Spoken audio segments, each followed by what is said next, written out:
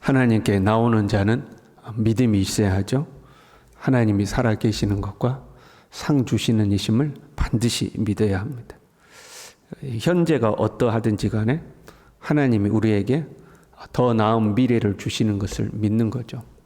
현재가 어떻든지 간에 하나님은 나라의 미래를 이끌어 주신다 하는 것을 우리는 분명히 믿는 거죠. 그리고 우리가 바라는 최종적인 미래는 예수 그리스도를 믿음으로 말미암아 하나님의 나라에 도달하는 거죠. 그것을 우리는 반드시 이제 믿는 거죠. 그렇게 믿음으로 살아온 선조들의 이야기를 쭉 나열을 해요. 우리가 읽지는 않았지만 17절부터 보면 그 선조들의 스토리가 쭉 나오는데 세 가지로 분류할 수가 있어요. 17절부터 보면 아브라함, 이삭, 야곱, 요셉의 이야기가 나오는데 장차 이루어질 것을 믿었다 그런 내용이에요. 장차 이루어질 것을 믿고 미리 축복 기도도 하고 우리가 하나님이 약속한 땅으로 갈 때 내 유고를 가지고 가야 된다. 장차 이루어질 것을 믿었다 하는 거죠. 미래를 믿은 거예요. 23절부터는요. 모세와 출애굽에 대한 이야기가 나와요. 현재의 이업에 굴하지 않고 믿었다 하는 거예요. 현재 여러 가지 이업과 두려움과 협박이 있지만 그들의 믿음은 그러한 것들에 굴하지 않았다. 이제 그런 내용이에요. 28절부터는요. 유월절과 홍해와 여리고와 기생 라합의 이야기가 나와요. 공통점은 믿음으로 행동했다 하는 거예요. 여리고를 돌라는 말이 사람의 생각으로는 어이없는 이야기지만 믿음으로 행동했다. 믿음으로 행동했다 하는 거죠. 먼 미래를 바라보았다. 현재의 고난에 굴하지 않았다. 그리고 믿음으로 행동했다. 이게 선진들의 믿음이었다는 거죠. 그리고 본문의 32절에요. 내가 무슨 말을 더 하리요? 야, 내가 뭘 더 설명하겠느냐? 더 설명하려면 한도 끝도 없다 하는 거죠. 33절에요. 그들은 믿음으로 나라들을 이기기도 하고 사자들의 입을 막기도 하고 불의 세력을 멸하기도 하고 칼날을 피하기도 하고 연약한 가운데 강하게 되기도 하고 전쟁에서 용감하게 되어 이방 사람들을 이기기도 하고 여자들은 자기의 죽은 자들을 부활로 다시 되돌려 받기도 하고 그 부활로 되돌려 받았다는 것은 사르밧 가부와 수넴 여인을 이야기해요. 사르밧 가부도 자기 아들이 죽었는데 엘리사를 통해서 다시 돌려받죠. 수넴 여인도 자기의 죽은 아들을 앞에가 엘리야고 뒤에 수넴 여인은 엘리사를 통해서 다시 살아나서 돌려받잖아요. 믿음으로 자기들에게 부딪혀온 현재 문제를 이겨냈다는 거죠. 사자의 굴에서도 믿음으로 이겨내고 기드온의 300용사는 이 적들 앞에서 믿음으로 그 전쟁을 승리하고 믿음으로 이겨냈다 하는 거죠. 그러나요?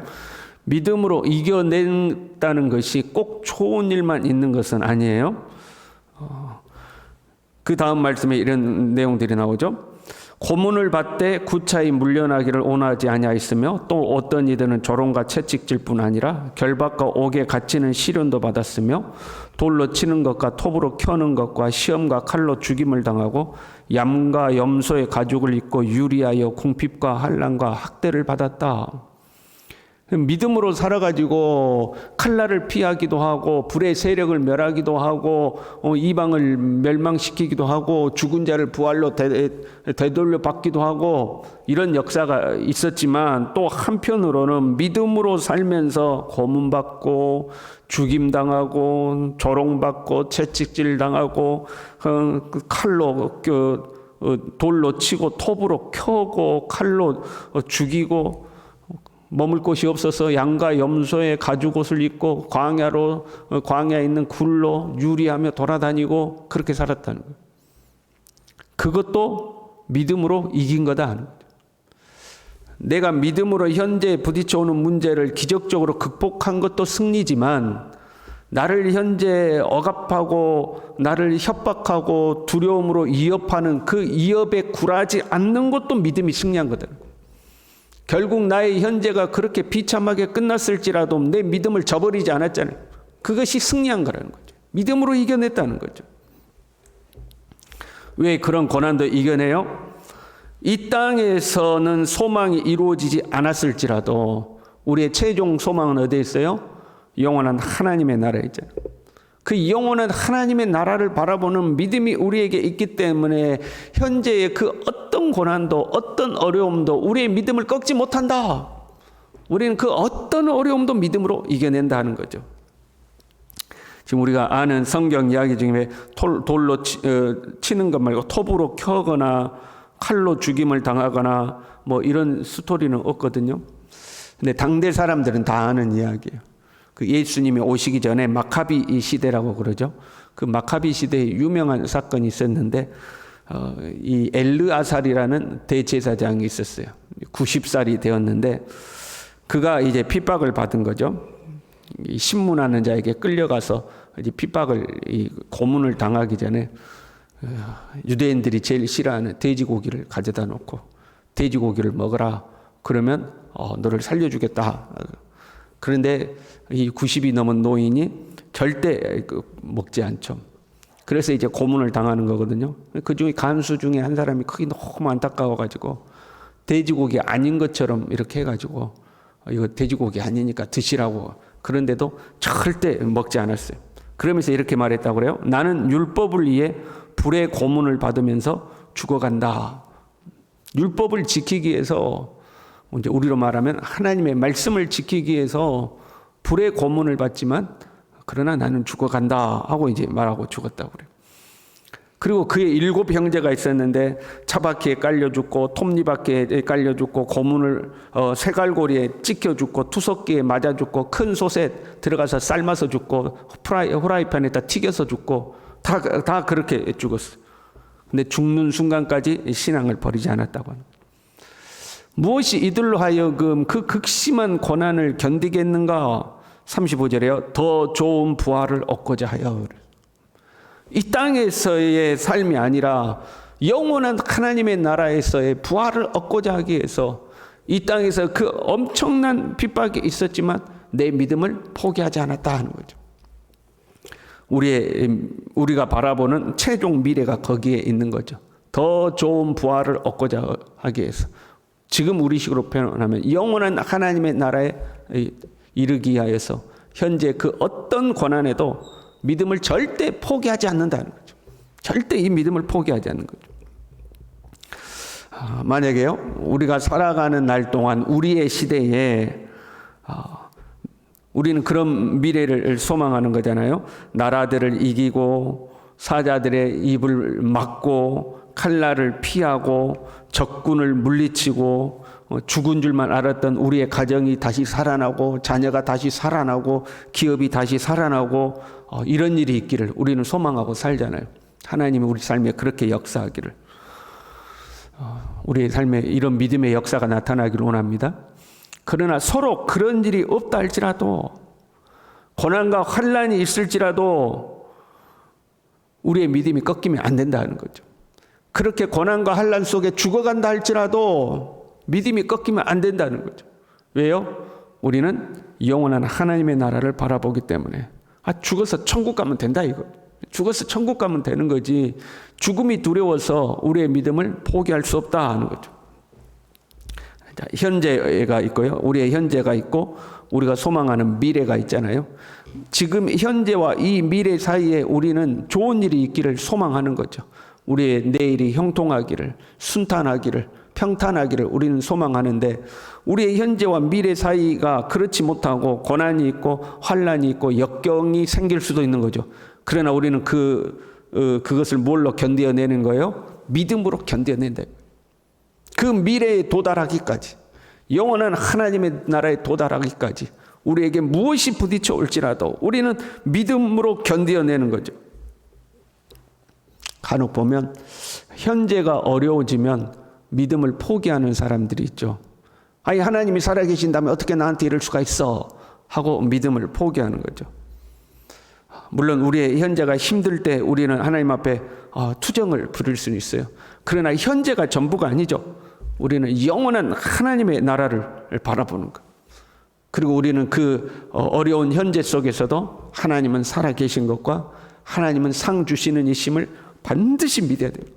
하나님은 반드시 살아서 역사하고 계시고 하나님 그 약속하신 바를 반드시 성취하신 하나님이다.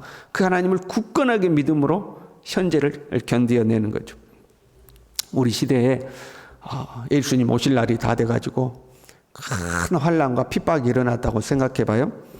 궁핍과 환난과 학대를 받고 광야와 산과 동굴과 토굴에 유리하는 그런 시대가 우리에게 온다고 해봐요. 예수 믿는 것 때문에 재산을 빼앗기고 예수 믿는 것 때문에 쫓겨나가지고 우리가 저 산속에 들어가지고 굴을 파고 숨어 살아야 되는 그런 시대가 왔다고 해봐요.